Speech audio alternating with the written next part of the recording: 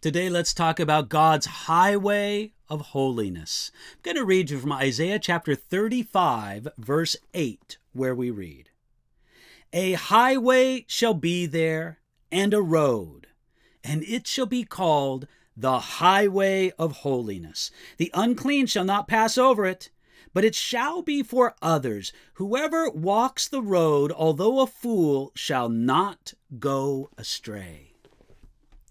Most of us today take good roads for granted. We may have to live with the frustrations of endless road construction, detours, and delays, but it's all for the purpose of giving us good, safe roads. We travel today over distances and at speeds that were absolutely unthinkable for people in the ancient world, and we rarely think that it's something special. But in the ancient world, it was different. A good road was a remarkable technological achievement. A good road meant trade, progress, and security. A good road cost a lot of money to make and to maintain, and most people traveled on rough paths better suited for donkeys than for people. So remember that it was written some 2,500 years ago, and in that part of the world, it was not as advanced as other parts of the world at that time. At that time and place, the prophet Isaiah announced the greatest road construction project of all time, the building of a highway of holiness. Isaiah announced that in the ministry of the Messiah, there would be a wonderful highway, a road known as the highway of holiness.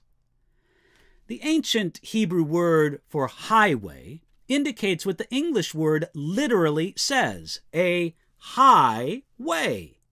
It speaks of a raised road, lifted above the ground. It's a high, glorious road to travel on. The construction of this highway of holiness was the greatest engineering feat ever accomplished. One may drive through remarkable tunnels that seem to extend forever through alpine mountains.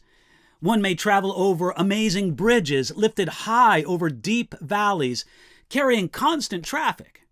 Many people look at these tunnels and bridges and wonder, how did they make that?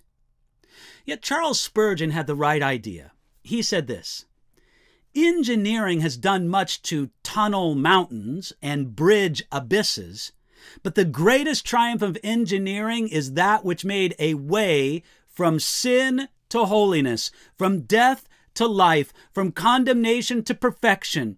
Who could make a road over the mountains of our iniquities but Almighty God? None but the Lord of love would have wished it.